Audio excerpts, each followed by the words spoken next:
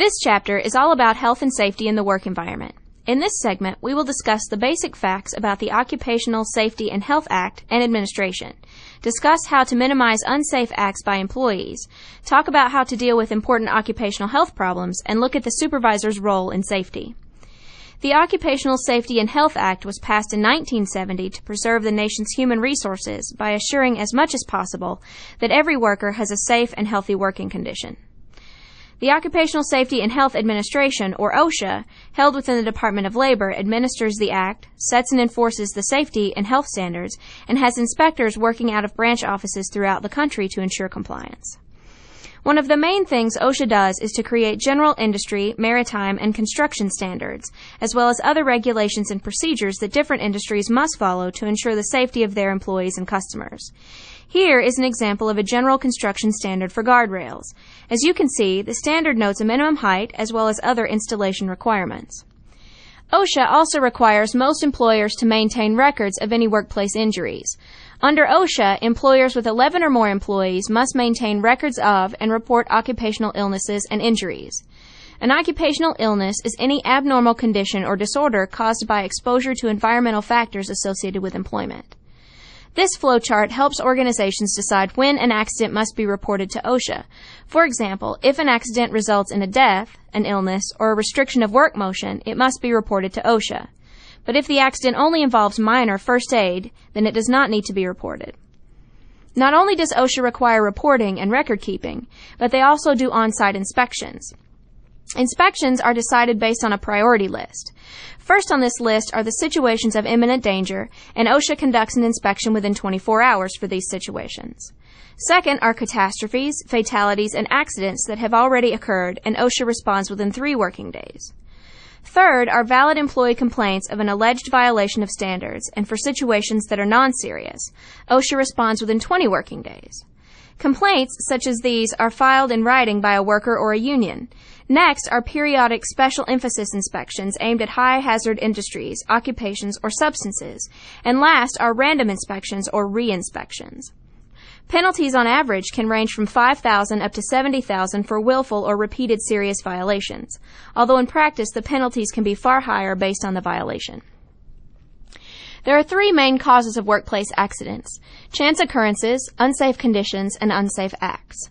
The first, chance occurrences, are just that. They are random events that have no rhyme or reason to them. For example, a baseball from a local Little League game comes flying through your window at work, breaks the glass, and you receive some cuts from the flying glass. This is a chance occurrence. The second cause, unsafe conditions, can involve any of the things you see listed here. For instance, things like improperly guarded or defective equipment can lead to serious workplace accidents. Unsafe acts by employees are the last major cause of workplace accidents. Unfortunately, there are no easy answers to the question of what causes them, but examples include things like forgetting to wear a hard hat or other safety equipment. There are a number of hazardous substances or chemicals you may come into contact with at work. Asbestos is one such example, and organizations must take every precaution to protect employees from this and other sources of respiratory illness, such as silica or lead poisoning. There is also the threat of infectious diseases. Since the SARS scare, people have become more concerned about this issue, especially with many employees traveling to and from international destinations.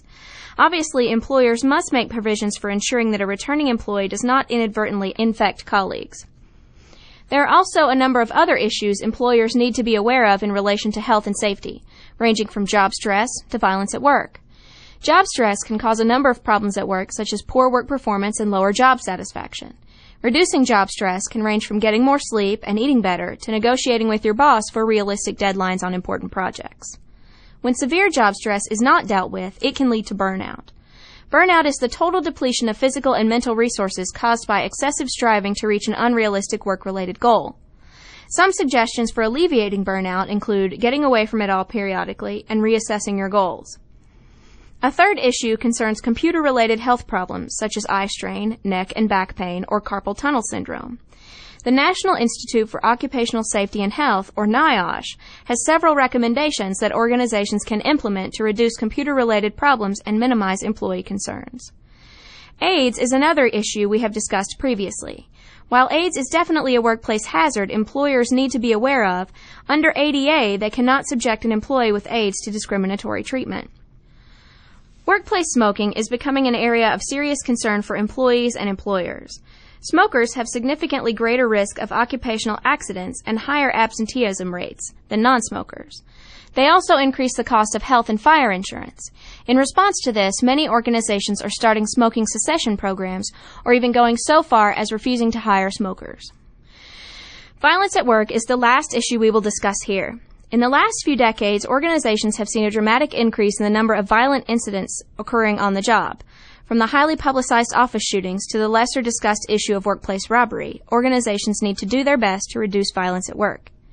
There are a number of steps companies can take to better prepare or protect their employees, such as improving their employee screening process to make sure that they are not hiring anyone with a past history of aggressive behavior, and providing employees with conflict resolution training. In the end, there is no better deterrent to employee violence than having a basic security plan. Basic prerequisites for a security plan include several things. 1. A company philosophy and policy on crime. In particular, making sure employees understand that no crime is acceptable and that the employer has a zero-tolerance policy. 2. Making sure to conduct a full background check as part of your selection process for every position. 3. Creating a security awareness training to inform employees on the policies and procedures. 4. The organization should establish and communicate the procedures employees should follow in the event of a terrorist threat, bomb threat, fire, or other emergency. When setting up the actual security plan, organizations should follow these 4 steps.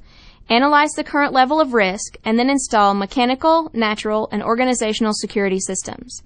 Natural security is taking advantage of the facility's natural or architectural features in order to minimize security problems.